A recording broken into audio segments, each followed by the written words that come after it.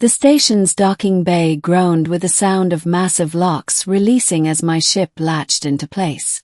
The hiss of repressurization followed, and the familiar synthetic voice of Haven Station's AI rang in my ears. "Welcome back, Captain Elias Var. Please report to customs." I adjusted the strap of my duffel and stepped onto the metal causeway. The galaxy beyond was a storm of shifting alliances and unsteady peace, but Haven was neutral ground. Refugees, traders, mercenaries, and diplomats, everyone passed through here. And I was just a human engineer for hire, here to fix machines, not politics.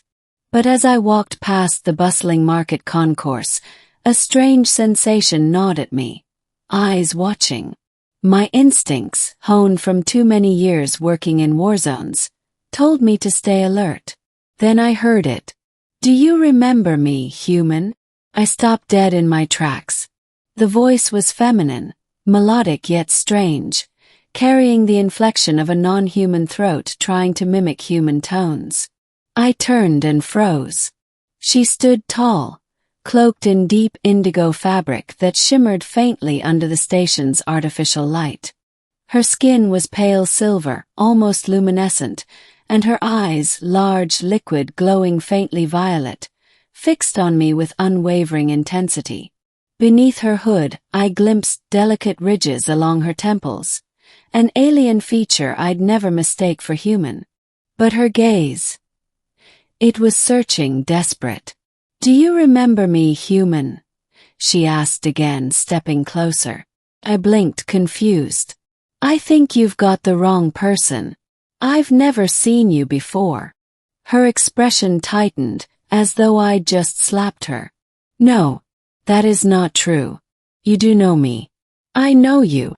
Around us, the crowd moved on, uninterested. Just another strange exchange in the melting pot of Haven. But something about her tone struck a chord inside me, like a faint echo in a room I didn't remember walking into. "I'm sorry," I said carefully. "Maybe you've mistaken me for another human." Her glowing eyes narrowed. "No mistake. I would know you even if 1,000 years passed. You saved me once." "You," her voice faltered. "You called me by a name I had forgotten." The beginning of unraveling. I should have walked away.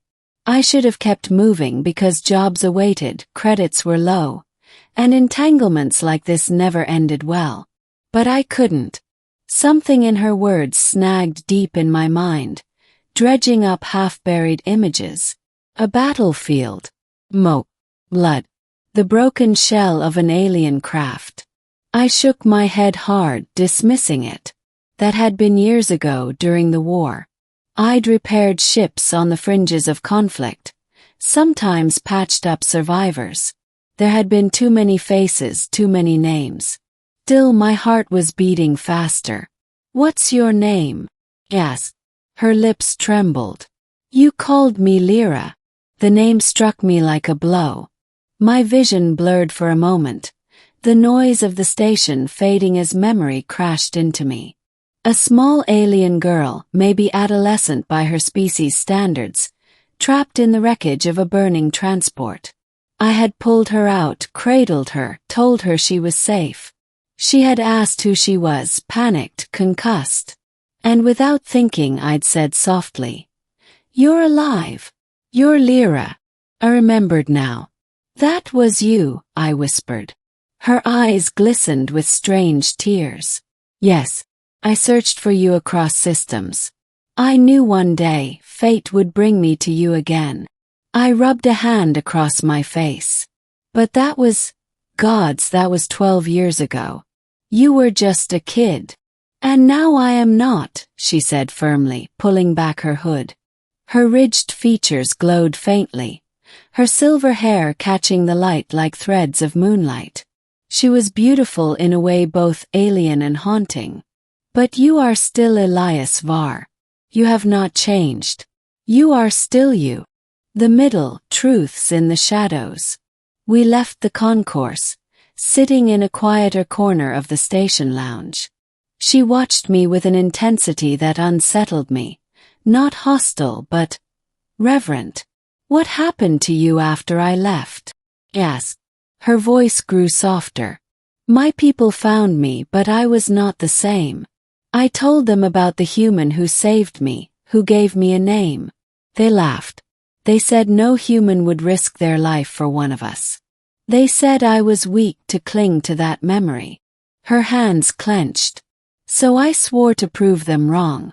I followed the whispers of human mercenaries, traders, engineers, until I found your trail.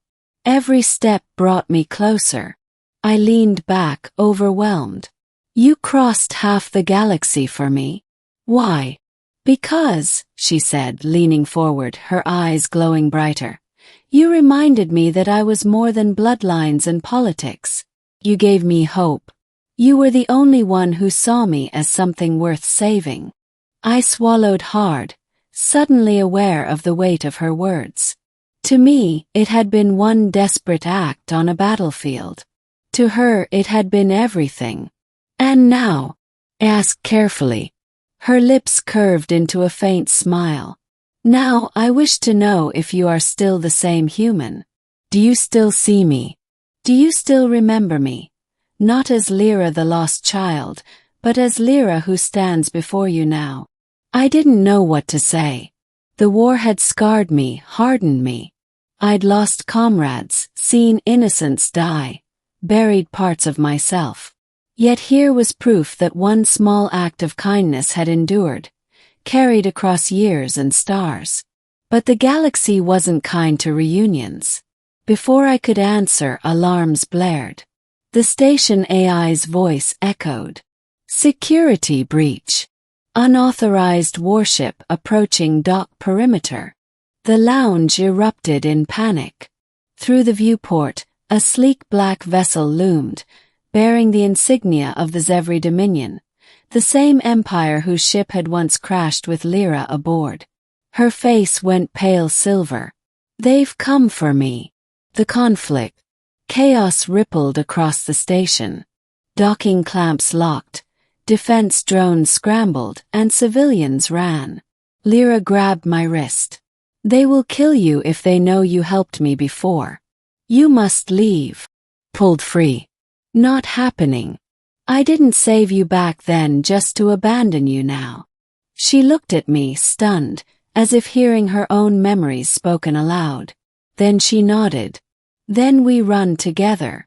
We bolted through the station corridors, alarms shrieking.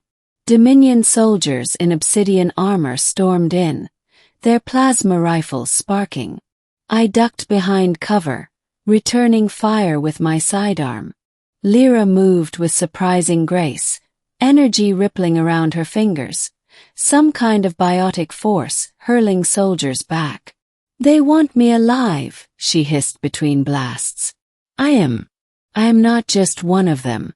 I am of royal descent. They wished me dead long ago, but now they think to use me."